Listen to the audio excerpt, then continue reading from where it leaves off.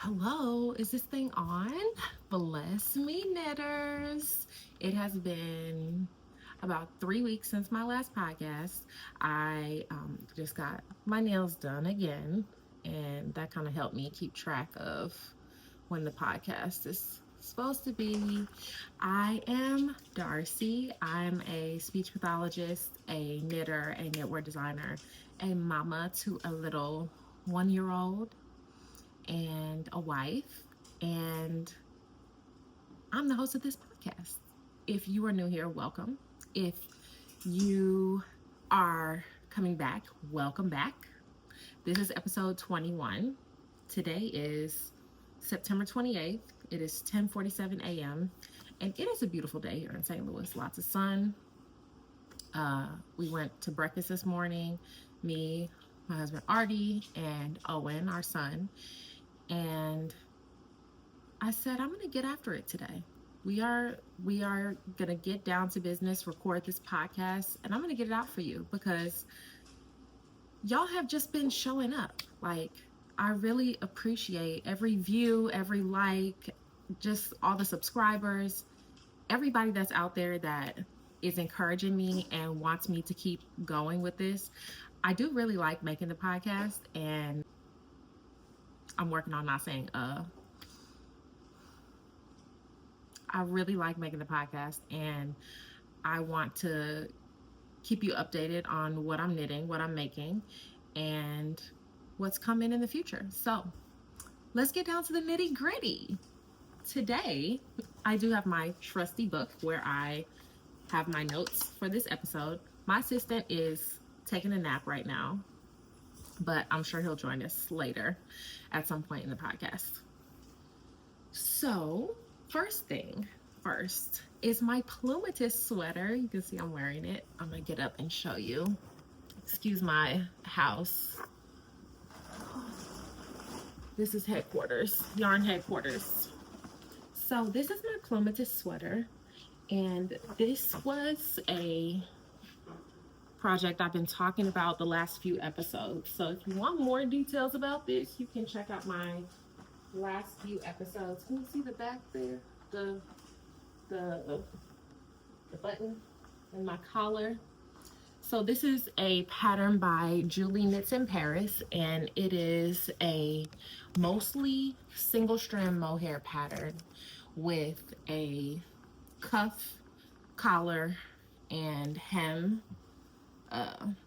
with fingering weight yarn. So this yarn is Lilac by Sweet Georgia, and then the mohair is Seismic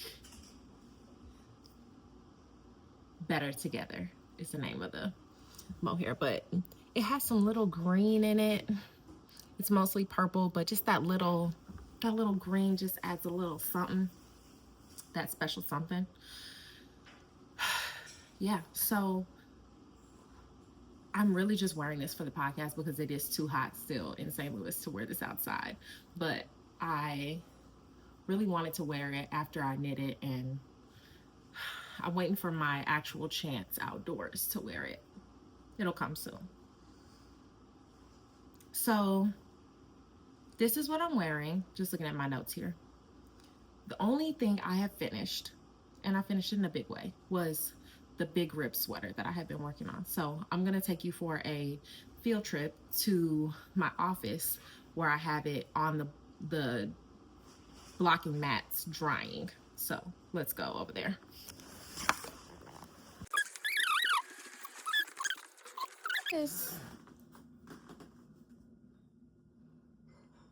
So this is the big rib, and it's still, let's see, still a little wet. Not a little wet, it's still very wet. So I'm gonna leave it here, but I wanted to show it off a little. I'll zoom in on it so you can see it good. That's just the sun right there, that little spot. All right, back to business as usual. I'm gonna edit in a video of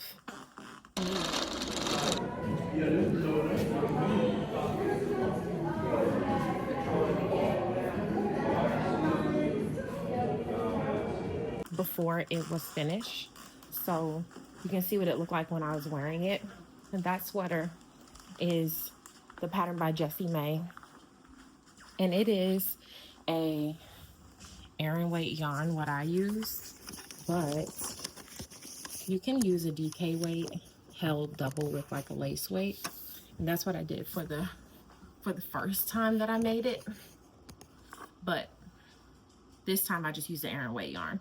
And I talked a lot about that in my last podcast. I was trying to get that project to be oversized because that's what my friend Daniela wanted, was an oversized sweater. So after I blocked it, it definitely grew a lot. So I think it will be what she's looking for. I already showed it to her with me trying it on and she was happy with it. So hopefully that will come out good once it's dry and I have all my pins in it to keep it from, you know, shrinking up. That sweater was such a joy to knit and it went so fast. I really like making that sweater and that was my second one. So I could definitely see myself making more of those, the big rib. That's the only thing I have finished since my last podcast. But I have lots of updates on the stuff I showed the last podcast. So the first thing I have on my list is the sheer V. Now, I had wound up all of this yarn and I knit the swatches for this with the pink yarn. And I was like, this is gonna be, I really thought this was gonna be great. It was not. And I ended up going with the Concrete Jungle color mohair. So this is mohair held double with fingering weight. That. And how pretty is that? I mean, it really is. It's coming up darker on camera than it is actually in person. It's a little less, it has a little more, I would say, tonality to the gray than in person than it has on camera. I guess you can see that on camera. Since I'm in a really sunny spot right now, it's looking good. This is mostly gray, but then those little flecks of color really come through nicely. So the problem with this was that I only have 2 of these Concrete Jungle seismic yarn skeins. So this is Seismic Fluff 7228 Super Kid Mohair and Silk. So I reached out to Ava and I asked her, did she have more of this? And the incredible thing about Seismic and Ava is that she has an incredibly large catalog of dye to order yarns that you can order anytime you want. And this is one of those colors, but she told me that she thinks she still has one of these from the same dye lot. So if she does, great. If she doesn't, then she would dye one so that I could have another one. So this is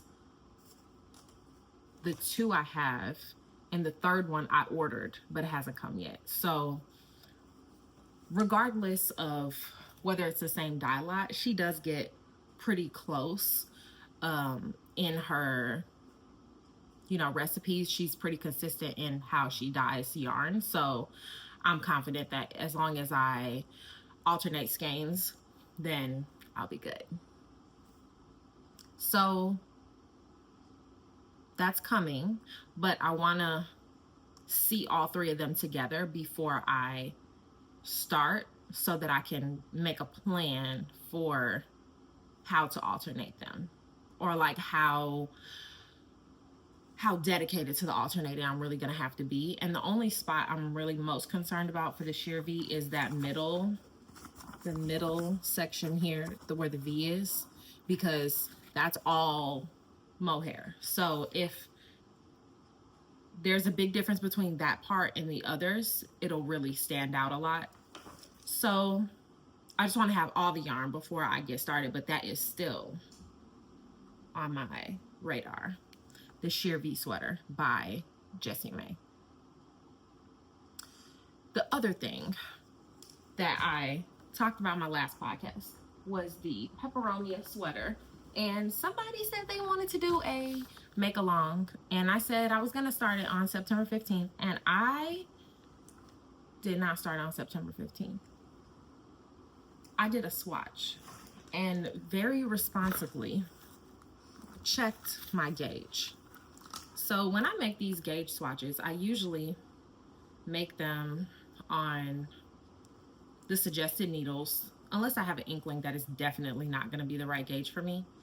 And just want to get it right side up. I leave all of the work on the back, all of the, because I'm making it in the round. So typically I would just cut this because so it will lay flat, but I just left a lot of extra length on the back side so that it could still stay in one strand and lay flat in case I need this yarn for the actual project, which has happened to me before. That happened to me with my big rib sweater. I had to take the swatch apart and add that so that I would have two sleeves that matched. So I was being a good little knitter and I did my swatch, and this is the yarn Evening by Sweet Georgia, and the contrast color is a hand spun that I spun. Here it is. I showed it in my last podcast in a skein, but I wound it up, and this is a Malabrigo roving braid that is the color Archangel. They also have yarn in this color, so turn it this way. This is my contrast color. And as I was spinning this up, I had a bunch of sections that were broken because my cat scratched the bobbin while it was still on the bobbin. So I tried to use the more raggedy part on the swatch. So you're supposed to do a 4x4 swatch. My swatch was 3.5 by 3. So I had to do some figuring, some tabulations. And what I came up with is that according to this pattern, you're supposed to have 30 rows. Oh no, is that on? Oh shit.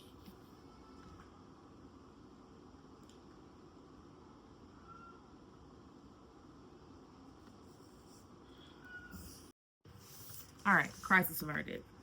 Artie's here, and he is getting Owen up because he did wake up from his nap.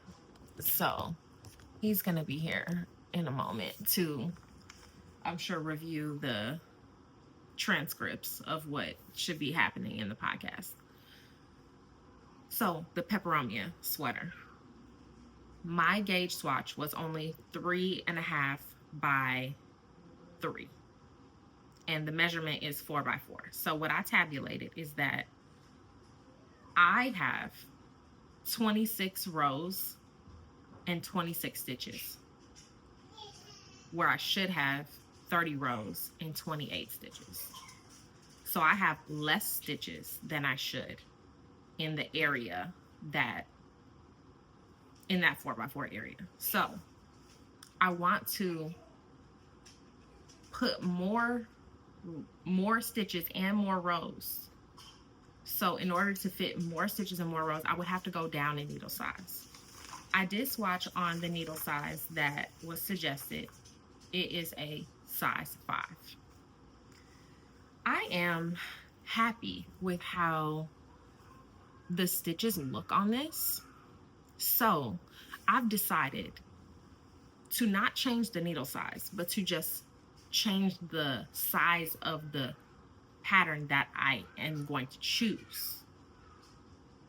See what I'm saying there? Okay, so I was gonna knit the 43, and the suggested ease is 0 to 4 inches positive ease. I do want a little positive ease, so that would be good for me. But considering my pattern, when I knit it at this gauge with this needle, is gonna have less stitches than it should, I need to knit a larger size Is that right? Am I thinking about that right? So I'm planning to knit the 46 instead of the 48. Okay, yes, that does make sense. That I'm gonna have less area than I want with the size I originally selected. So if I choose a larger size, then I'll get more area. Yes, that makes sense. So instead of knitting the 43, I'm gonna knit the 46. But because of my gauge, I should still end up with positive ease on the 46. And I do have enough yarn to knit the 46. The main colors 1430, and then the contrast color is 480. I supposedly have 600 yards or more on here that I hand spun. I wound it through the meterage counter, but I still kind of don't really believe that. I feel like maybe something was wrong with it, and I don't feel like this is that much, but what do I know? So that's why I left this way, so that I could take it out in case I need it. It's upside down. But I really like the leaf motif. You can really see it good on camera, but in person it was harder to see, and especially where I was knitting it in a laundry room, it was tough to see, but we'll get to that. So my friend Ein from Passion Knits is making this sweater also, and as much as I hate the small circumference knitting on color work, I love the look of the colorwork sleeves. So I just have to have this colorwork sleeve. If I'm gonna make the sweater, I might as well just make the sweater. You know what I'm saying? So it does take quite a bit of concentration to do the colorwork, and I'm slowly, I want to say, regaining my brain cells that I lost during the pregnancy. And Owen is officially weaned now. I am, so happy that's over, and I feel like the hormonal, changes have kind of mellowed out. So I'm not feeling so irritable as I was before. So that's a win for everybody. That's the Peperomia sweater. And now let me talk about my pattern that I was working on that hasn't come out yet. So if you follow me on Instagram, you saw me discussing this pattern. There goes my assistant. He's petting the cat here. Can you see Owen back there? You see him right there? It's right there. Let me cover my face up. Yeah. There you go. He's so cute.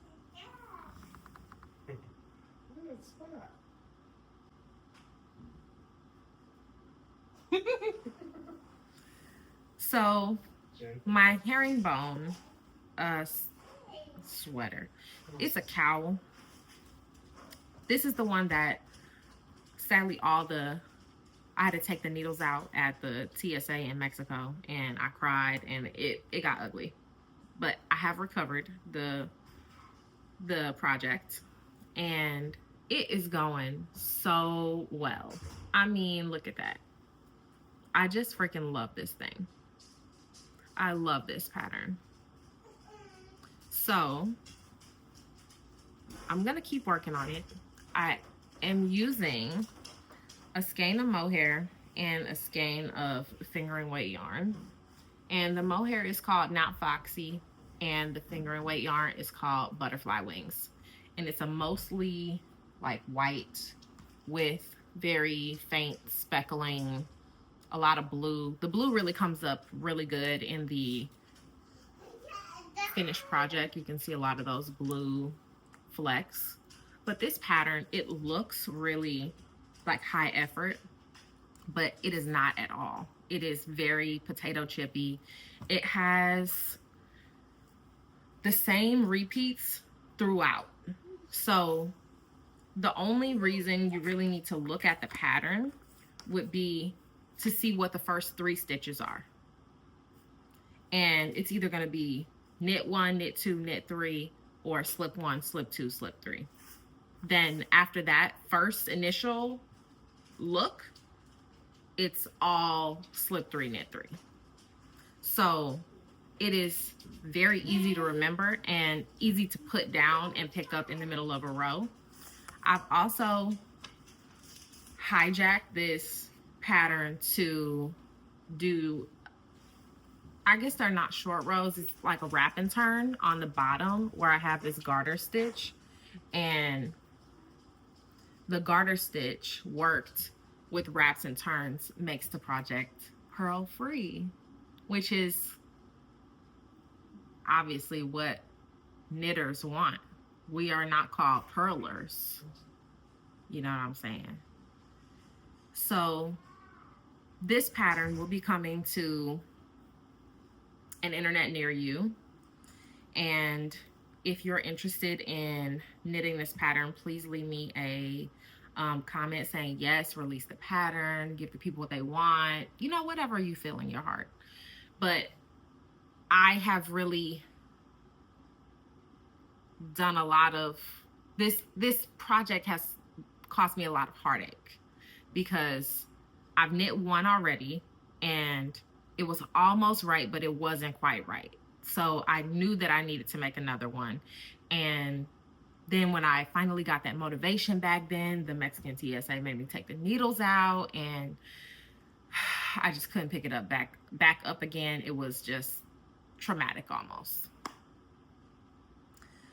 So finally got it going again, got my knitting mojo back for this pattern. So this, I think I will be able to finish in the next, by the time my next podcast come out, and I should be able to get the pattern done pretty shortly after that and have some people test it, and we'll have a pattern ready to go on the market.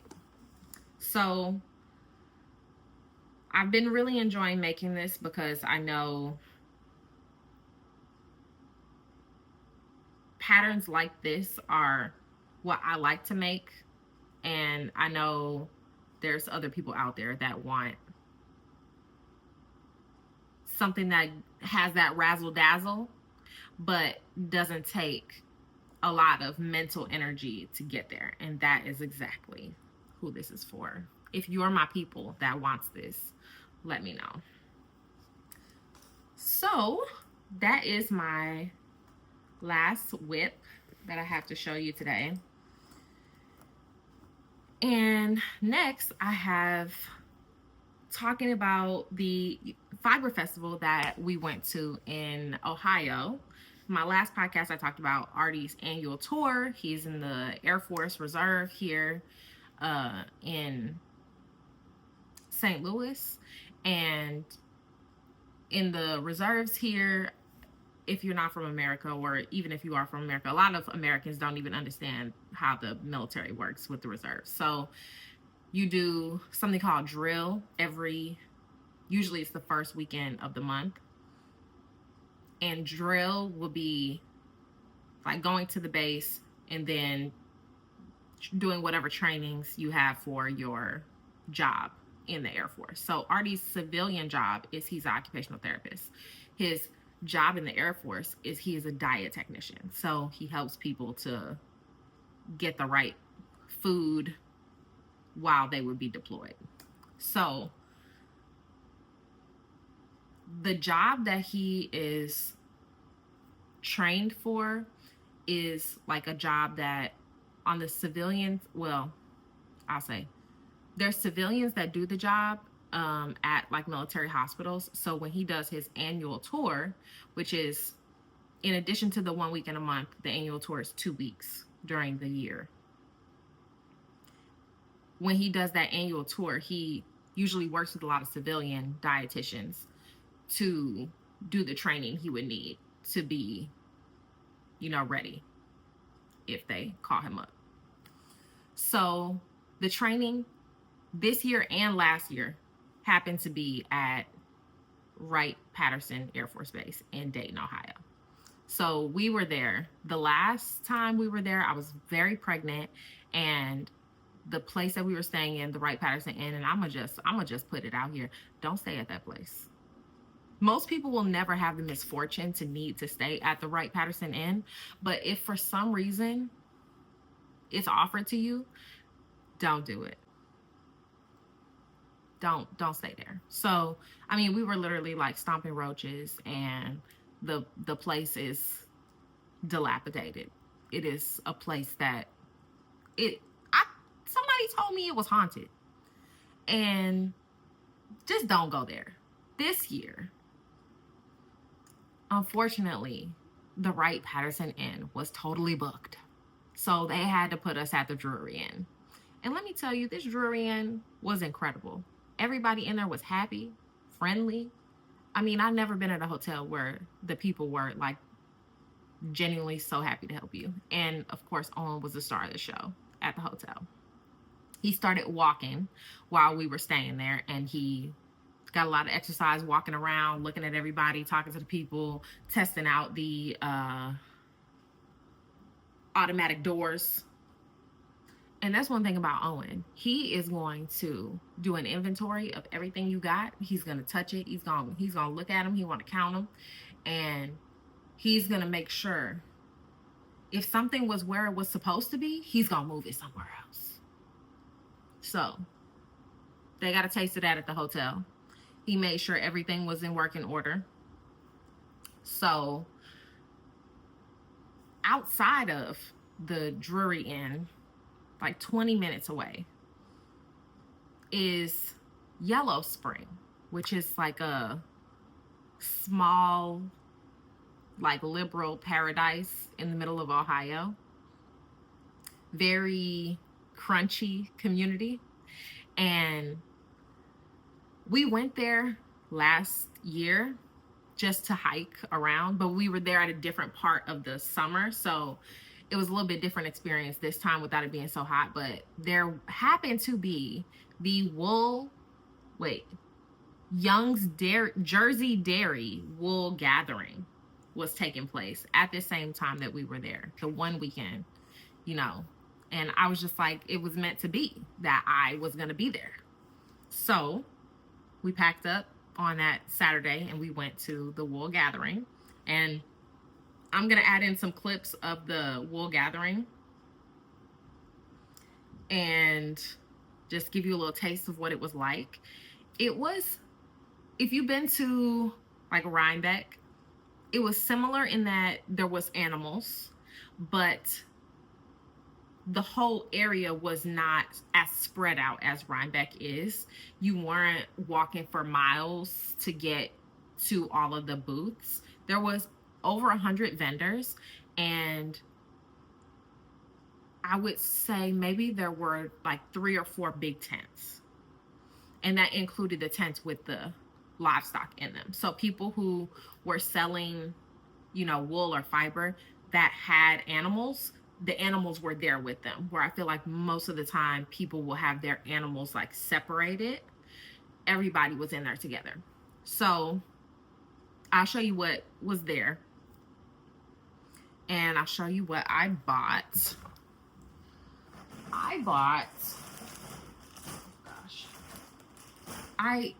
They were basically giving this stuff away. You know what I'm saying?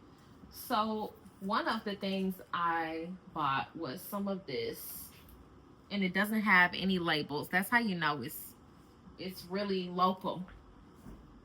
So this is, do I have another one? This is, it doesn't have a color name, but this is some alpaca from a lady that was selling yarn and fiber, and she had a bunch of yarn. This is a DK weight yarn. I did buy 5, and I think this will be enough for a sweater, but this is so soft. I think it's got to be at least like 19, maybe 18 microns. It is very soft. And she was selling them, one of them, these are 100 grams. One of them was $23. But if you bought more than one, she was selling them for $19. So if you are a person on a budget and you want to rack up some sweater quantities of yarns, of premium yarns, this is not just, you know, wool of the Andes. Not no shade to wool of the Andes. It's got its place. But if you're looking for something more local to where you are, go find a farmer, you know, a real herder, a shepherd with some animals, and you can get a better price. In this case, I mean, this was a steal, and that's why I bought all 5 of them, because I was like, they don't have a label on them. I'm not exactly sure how much each one is, and she did say how much they were, but they're a DK weight, so I figured I'll probably need about 5.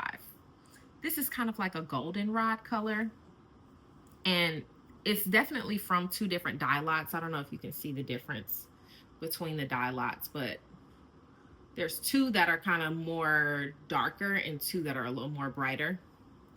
So I got those because there needs to be a sweater with my name on it that has this yarn. So I got those from the alpaca lady. And then I also went to, I'm gonna move this stuff over. I also saw here, this is from, and she had a label with this, the Bonnie Lassie's Burrows of Cottontail Hill. And this is a hand carded bat from Giant Angora. It's 3 ounces with some green mohair. So this is super soft. I have not knit with Angora, and I have not spun Angora, so I'm really excited to spin this. It does have some vegetables in it, which is not my favorite, you know, flavor of spinning.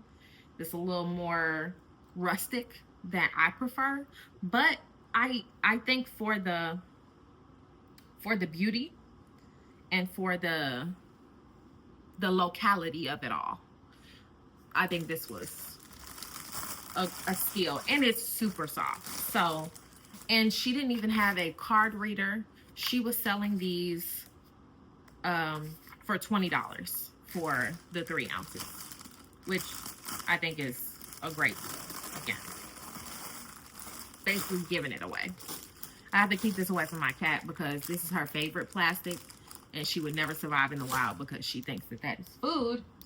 Not sure how that worked out. What else I have? Let me show you. I also stopped at the Frogget truck, the Frogget yarn truck, and got some of these Yarn Hero mill ends. Is this mill ends? No, this isn't mill ends. This is it just says color mix fingering. This is, it's like got that hand spun kind of quality, but it's not hand spun. So I got one of these for myself and one for Ein from Passion Knits. So one of them, this lighter one, is going to be for me, and then the one that's more purple is going to be for her. I forget what we were talking about making that was going to have this. Oh, it was the Criterion sweater. That's what we were talking about. And this is Superwash Merino fingering weight, 400 yards. The color is called Frogget. So this is a collaboration they did with Yarn Hero and Yarn Hero and Frogget, the yarn dyeing brand. Frogget also had, and I didn't buy any, I'm kind of kicking myself right now for not buying it.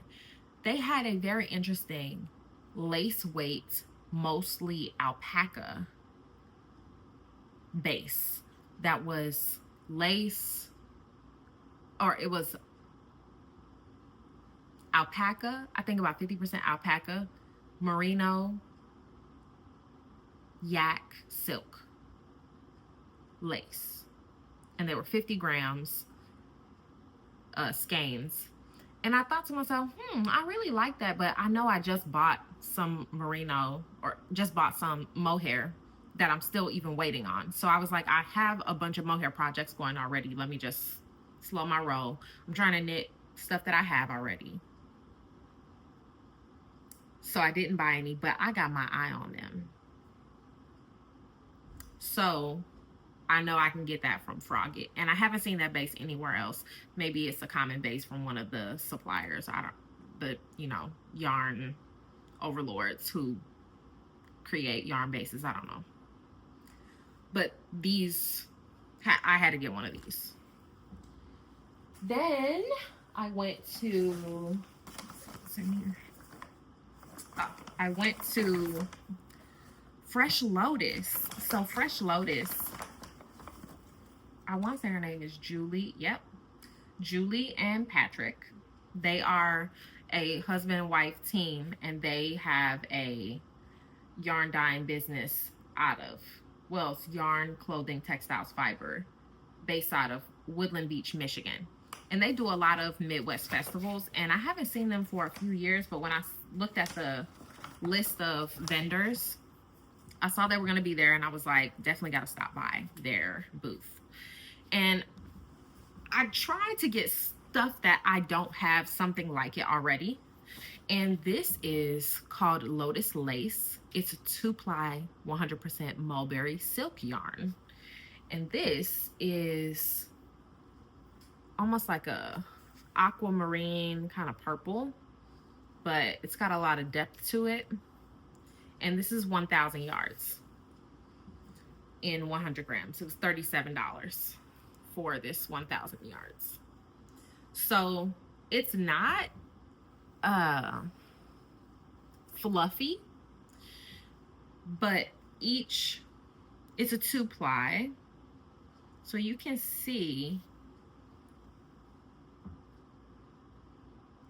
how slim that is. It's definitely a lace weight, but it's very soft, super soft. So I don't have a project for this quite yet, but I really like silk. I'm in my luxury yarn era.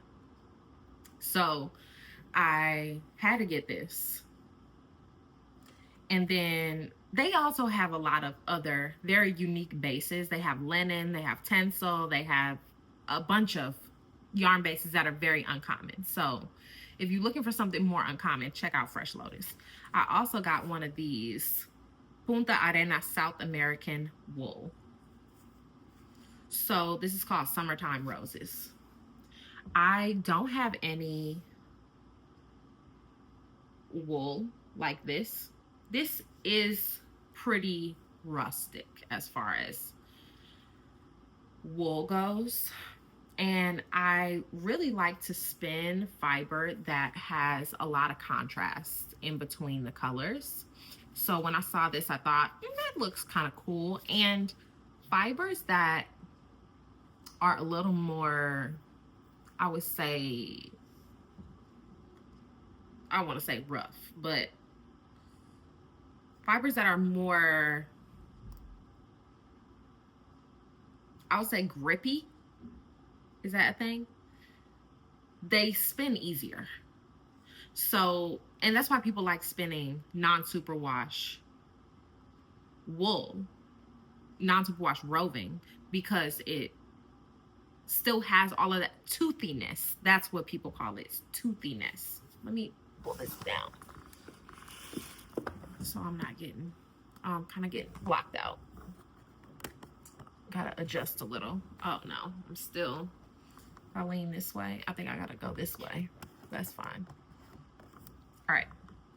So this is also from Fresh Lotus Designs, but Julie and Patrick are A+ people. They're really sweet, and I like shopping with them. I feel good about giving them my money. So that's from Fresh Lotus. I'm gonna put this back in the bag so I know that's separate. And I showed you already. Also got these two. So I got this braid from Main Street Dye House Fiber Studio in London, Ohio. And this is a Rambouillet Rambouillet braid. And the fiber is really nice and fluffy. It is pretty soft, and I can even just see from the fiber sticking up, it's more combed. This seems more, I won't say manicured, but it's definitely not as toothy as the other braid I just showed you.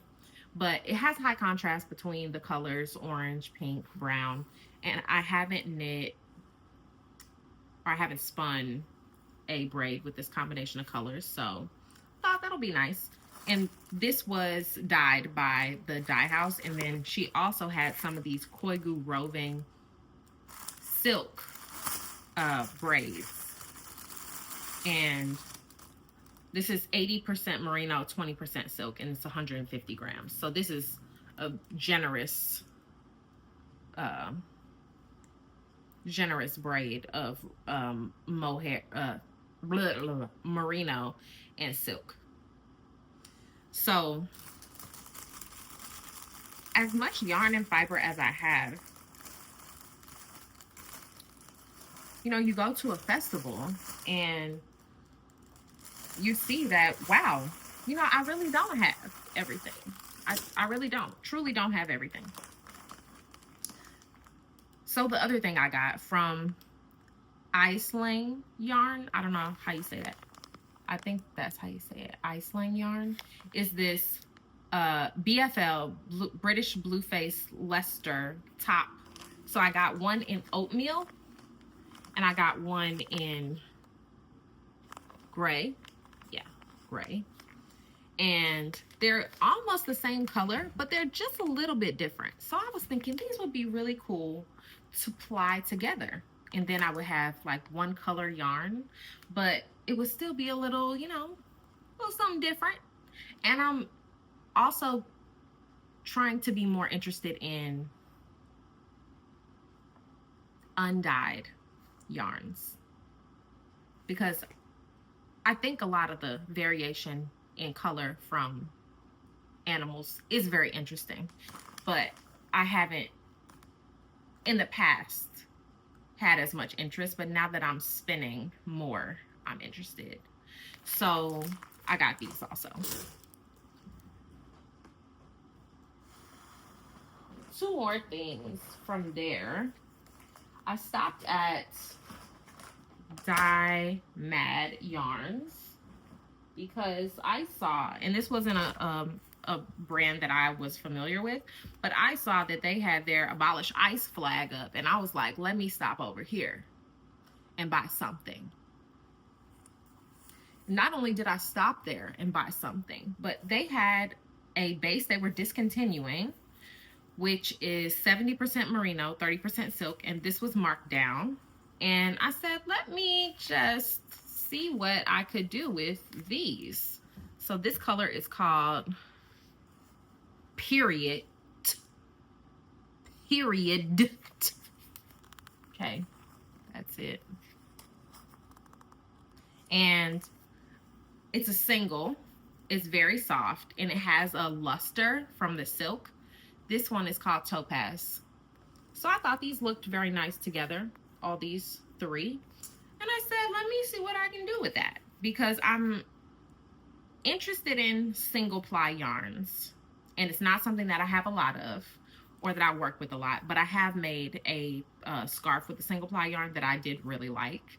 So I think this has a promising future as a project together, but who knows? We'll see.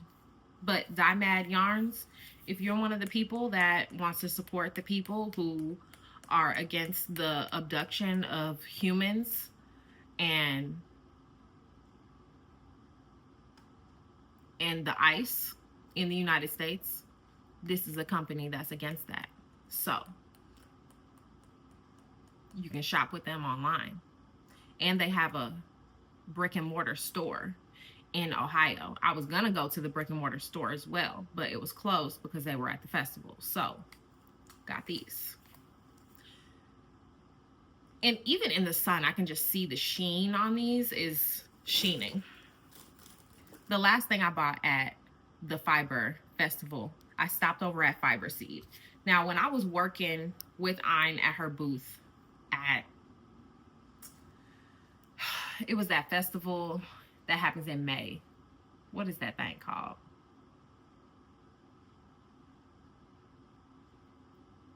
It's escaping me right now. But Fiber Seed was right next to us. So we got to chat with them a lot. The owner of Fiber Seed, Lindsay, all of her bases are made with yarn that's been milled for her company, and they are US grown, processed, and milled wool. So with the tariffs,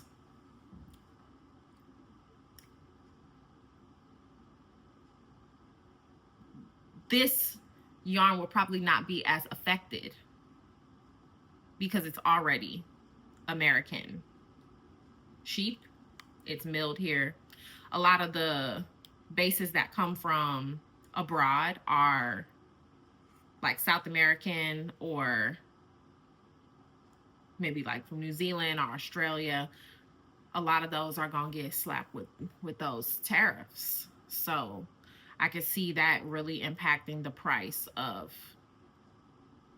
yarn in the future. But this is already American made, so that's an interesting tidbit about Lindsay's yarn. Her skeins are also not 100 grams like the typical yarns. This is a 136 gram skein. So it's 510 yards. And this is a sock base. This is called Pumpkin Patch. And it is our custom made blend of washable USA merino wool and 10% nylon. So it's a 90-10 wool nylon base. So I was thinking this would be such a pretty project for something with assigned pooling. And this has two ends that are both the same color, and the middle is the speckled part. So I thought maybe something assigned pooling for this. I don't have an actual project in mind, but how nice would that be? So I got this, and this very other interesting thing that Lindsay had was a Fiber Seed American yarn mystery mill ends. So because her yarn is spun for her company, it comes on big cones, and they're not necessarily all exactly the meterage to have perfect, 136 gram skeins, on each one. So there's some mill ends at the end. And what a great hustle to put all of those mill ends. And these are like mini skeins. Yeah, the sun is really like killing me right now. Is that better? Oh, that's so much better. Okay, that is so much better. All right. Whoa. Lost you. All right. So, Lindsay from Fiber Seed has this incredible hustle of these mystery mill ends. And these are mini skeins that are put together, and you can't see what's in the bag before you buy it. So, let's see what we got. I already opened this before, but I left them in the bag so that you could see them when I pull them out.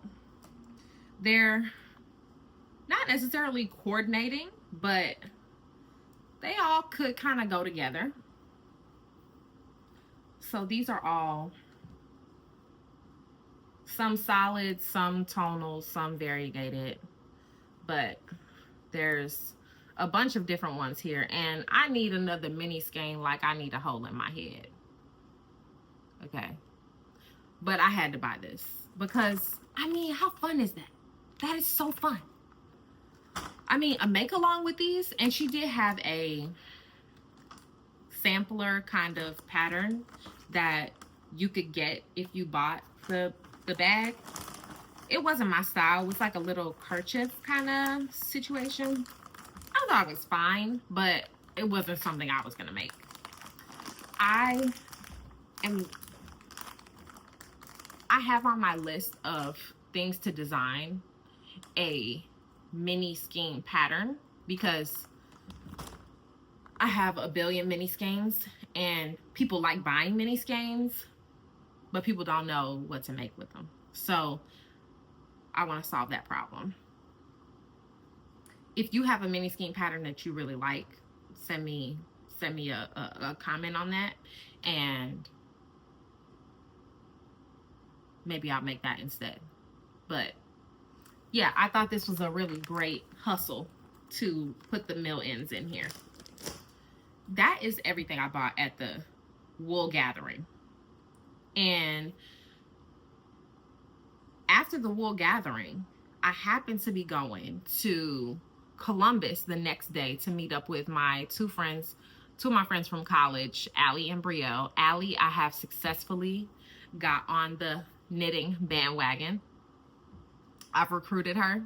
She has been indoctrinated and she is a knitter, but she's got some wristy problems, so she can't knit all the time. She got to take it easy. My other friend Brielle, I'm still reeling her in, but she's interested.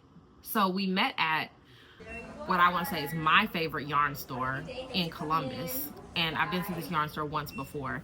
And I knit a lot of the yarn that I bought there already. So I was kind of like, okay, this is a place I really like and I want to support them.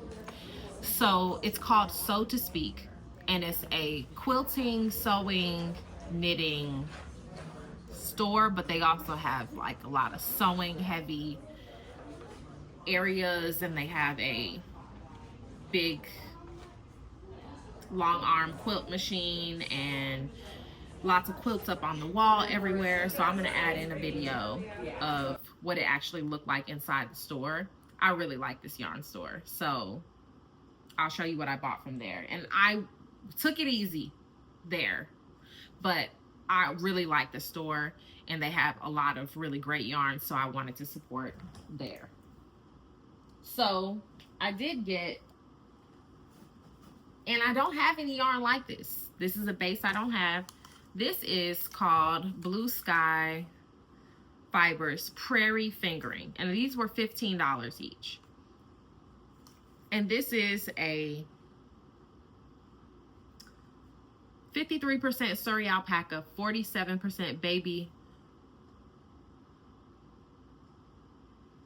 Huacaya alpaca. I don't know what I'm saying, y'all. But the color is called Hummingbird, and it's 273 yards. This is a pretty solid color, and I just loved this green.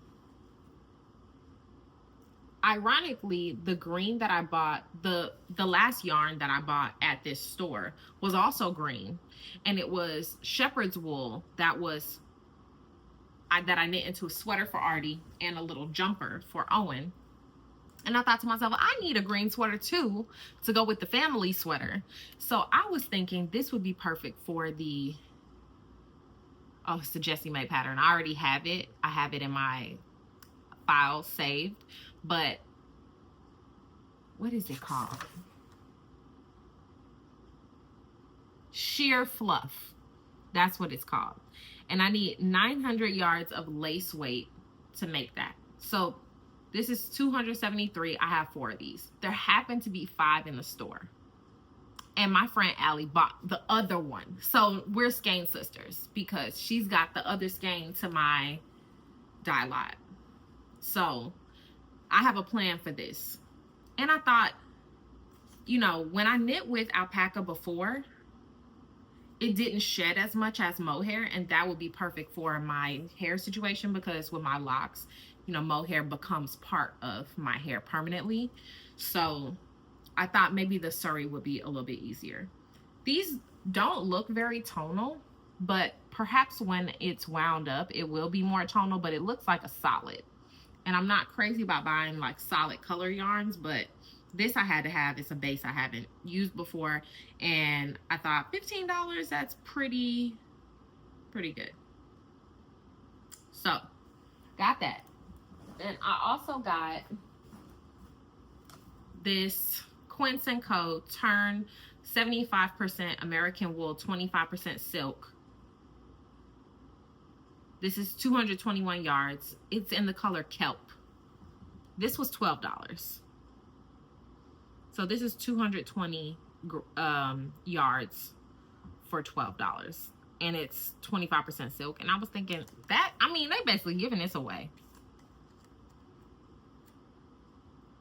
Grown, spun, and dyed in USA.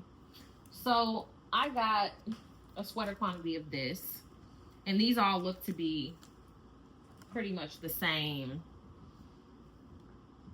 dye lot. They're similar to the alpaca that I got, but the alpaca is much more bright, whereas this is more brassy. So I got that. And the last thing I got, let me shut up line. I forgot to show y'all this. All right, this is a Sweet Georgia superwash worsted 200 yards. This is called Lichen. And I was so drawn to this in the store that I was like, oh, I'm going to get 2 of these and I'm going to make something for Owen, because this is so beautiful. And then I saw that they had 4, and I was like, I shouldn't separate a family like that. And I am against family separation. So I got all of them. And I figured with 4, I could do something. I could do something dangerous with 4. So I got these that are, and they're coming up on camera a little more blue than they are in person. They're more like rusty brown, I would say. But they are beautiful. And y'all know I love Sweet Georgia. She putting something in this yarn, because it's really nice yarn, the Sweet Georgia yarn. Hand dyed in Vancouver. It ain't local, but the colors on the Sweet Georgia yarns have been, that I've been seeing, have been chef's kiss. Now let me go back. I'm gonna edit this back into the Young's Jersey Dairy wool gathering, because this was kind of a crazy experience. So as we're leaving, there's a tent with a bunch of really big balls of roving, and the roving was just like this, no tags on it, just naked, bald-headed roving. And I said I have to go over there and see what that's about.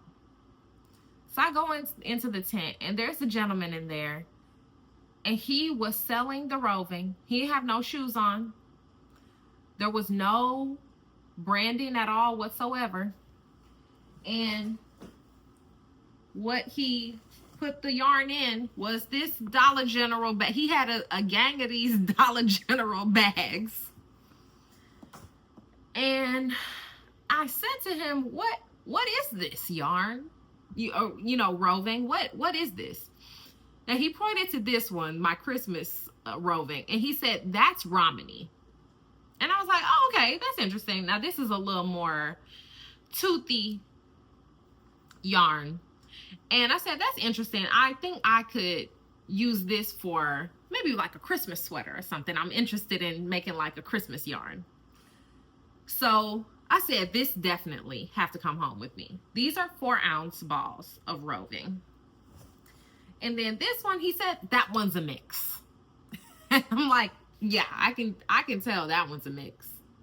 So this one just has a bunch of different colors going into it, a bunch of different scraps and things. I wouldn't say I'm typically attracted to a yarn like this, but when it comes to spinning, I'm interested in roving that has a lot going on because it makes the spin a lot more interesting. So my knitting and spinning taste is definitely very different.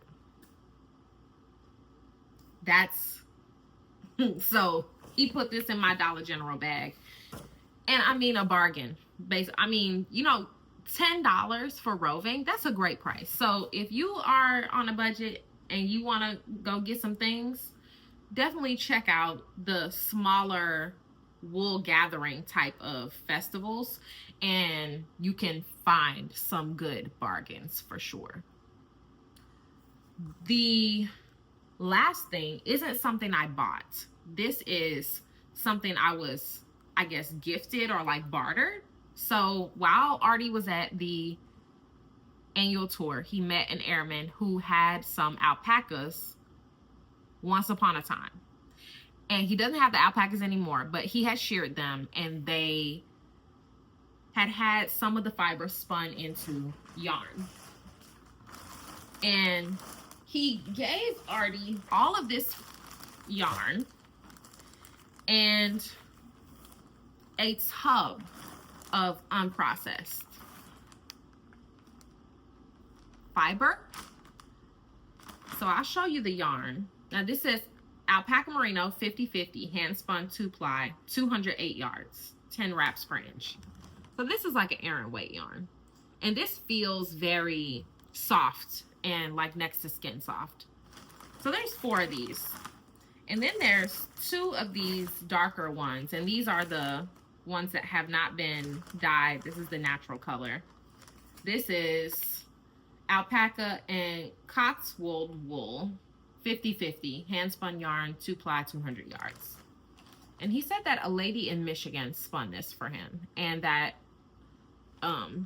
he only crochets, so he doesn't know how to knit. So I am gonna knit him a hat with some of this yarn, and his wife a scarf, and in exchange for that I just get to use whatever.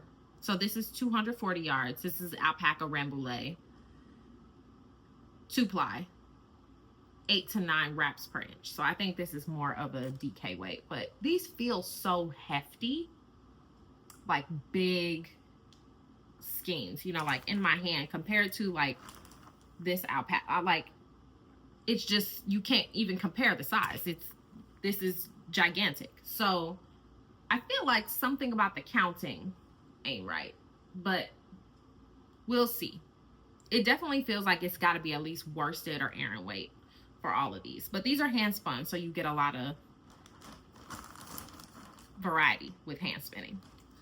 Now I'm gonna take y'all and show y'all this bin of fiber, and I looked online a little bit for small batch custom milling.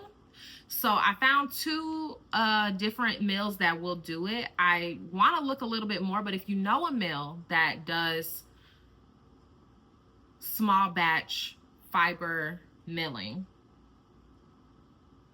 or you've had it done and you have somebody you recommend, leave me a comment saying that. We're gonna go on another field trip to the front porch because I haven't even brought this thing in. It's so huge. This is it. So we got a lot of different colors here.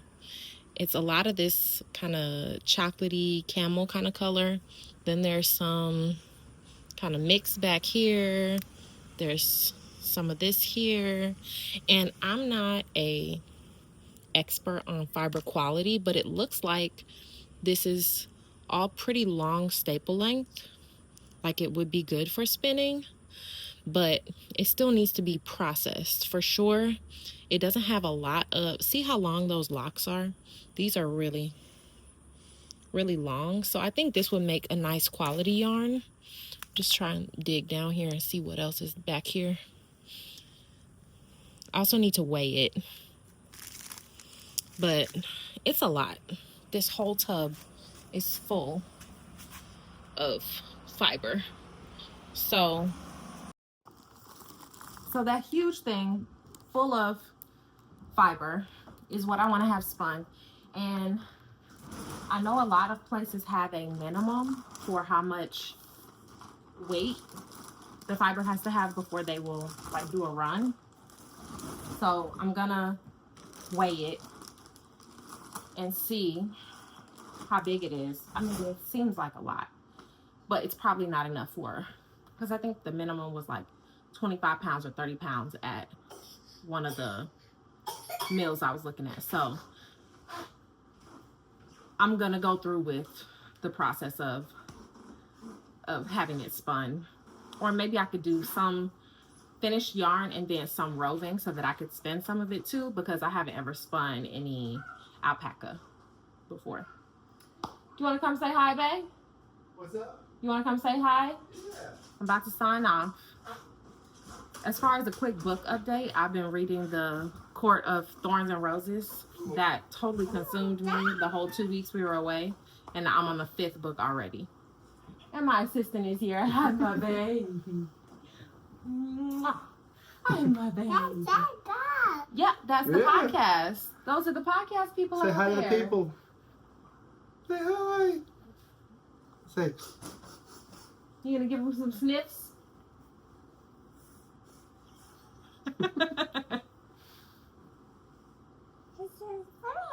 Yeah, that's the camera. Mm-hmm. Yeah. Oh, you're gonna pick your nose. Okay. Well, that and one's on no. that note, That one's no. if you made it to the end of this podcast, thank you so much for sticking with me. And if you liked it, please give it a thumbs up. Please subscribe to my channel and tell all of your yarny friends that they need to be watching the Darcy Does a Knitting podcast. And I will see you in a couple weeks for my next podcast. And just like that, I gotta go, y'all. See you later. Uh-oh. There in Clintonville, there's this place called Hey, you just gonna walk on it? Oh, no. This is not how the assistant to the regional manager behaves, Owen. You're gonna get demoted. Catalina's